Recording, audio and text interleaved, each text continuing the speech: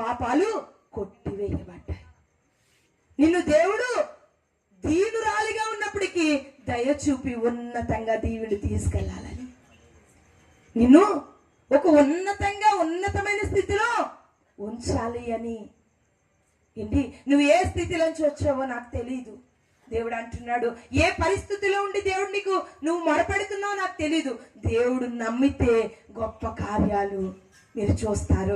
అందుకే అంటున్నాడు. ఇదిగో చివరికి ఒక్క వచనం చెప్పి నేను ముగించేస్తాను. చూడండి, ఇందాక చదివిందే లోకాసు వార్త 2వ అధ్యాయము 11వ వచనం చదువుదామా? ఏంటంటండి, ఏ పట్టణమందు? దావీదు పట్టణమందు నీ కొరకు పుట్టినాడు. దావీదు పట్టణమందు నీ కొరకు పుట్టినాడు. ఆయనే నిన్ను రక్షించును, ఆయనే నిన్ను కాపాడును.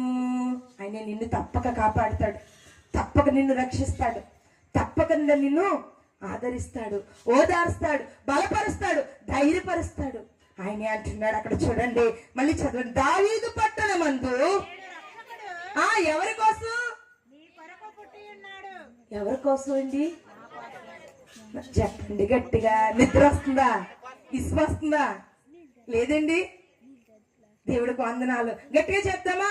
నా కొరకే యేసయ్య పుట్టాడు.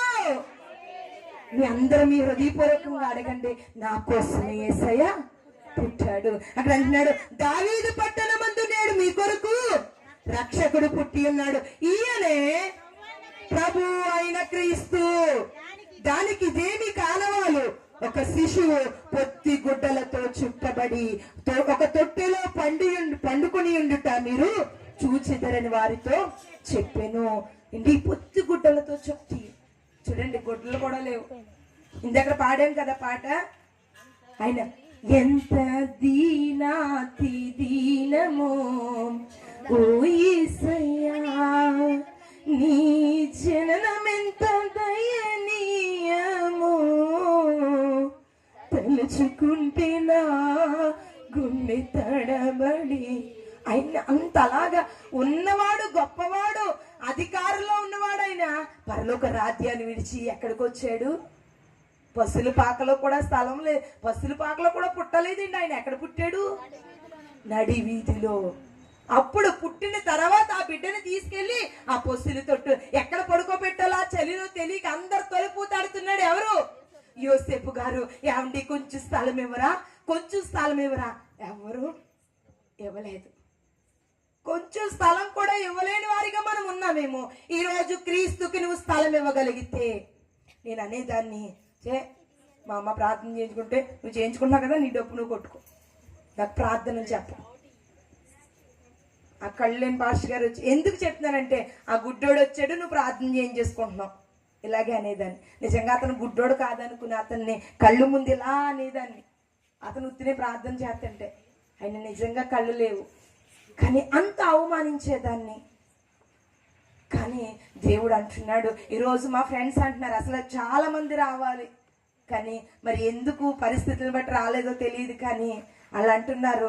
నువ్వు నిజంగా మా అందరికన్నా ఆలస్యంగా దేవుని తెలుసుకున్నావు, కానీ ఇంత గొప్పగా దేవుడు నిన్ను నిలబెట్టాడు. నాకున్న బాధలు, నాకున్న కష్టాలు, నాకున్న సమస్యలు, నాకున్న అన్నీ నా వెనకాతలు ఉన్నాయేమో. మీ ముందు నేను చాలా ఆనందంగా ఉండొచ్చు. ఏంటి ఈ ఆనందం అంతా ఎవరిచ్చారు? నా దగ్గర కోట్ల ఆస్తుందని కాదు, నా దగ్గర నిజ రక్షకుడు ఉన్నాడు, నన్ను రక్షించేవాడు. నేను ఒక్కటే ఈ ఊరికి ఎందుకు వచ్చానంటే, నేనేదో సంపాదించాలని కాదు, మేమేదో ఆస్తులు కూడబెట్టుకోవాలని కాదు. ఆ రక్షకుడైన యేసుని అనేక హృదయాల్లో ఒక అన్యురాలిగా ఉన్న నేను నా యొక్క జీవితాన్ని ధన్యకరంగా దేవుడు మార్చాడు. హల్లెలూయా. ఈరోజు అనేకల హృదయాలలో ఆయన ఉదయించినట్లయితే, ఆయనకి స్థలము కొంచెము నీ హృదయంలో కొంచెం ఇవ్వగలిగినట్లయితే, నిజంగా చెప్తున్నాను, నువ్వు నరకంలో నుంచి తప్పించబడతావు, నువ్వు అగ్నిగుండంలోంచి తప్పించబడతావు, నువ్వు సమస్యల నుంచి, బాధల నుంచి, ఈ భౌతికమైన వాటి మీదే కాదు, పరలోకమందు నీకు స్థానము ఉండునుగాక. దేవుడు అంటున్నాడు అదే మాట. అక్కడ చదువుతండి. అక్కడ అంటున్నాడు చూడండి, చివరిగా పొత్తి గుడ్డలతో చుట్టాడు, పండుకొని పెట్టాడు. వెంటనే పరలోక సైన్య సమూహము ఆ దూతతో కూడా నుండి సర్వోన్నతమైన చెత్తమందులోని సర్వోన్నతమైన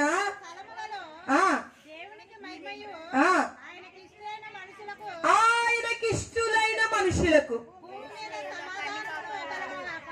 కలుగునుగా.